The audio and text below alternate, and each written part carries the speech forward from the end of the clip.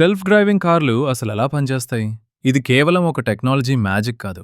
5 అంచెల ఒక సైకిల్. మొదటిది చూడటం. కెమెరాలు, రేడార్ మరియు లైడార్ ఈ కారుకి కళ్ళలాగా పనిచేస్తాయి.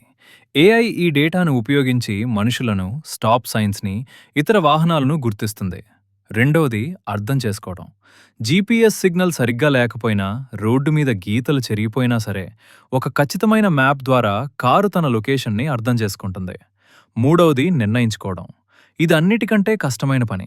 ఎదురుగా ఉన్న డ్రైవర్లు లేదా మనుషులు ఏం చేస్తారో ముందే ఊహించి, బ్రేక్ వేయాలో లేక స్పీడ్ పెంచాలో ఏఐ నిర్ణయం తీసుకుంటుంది.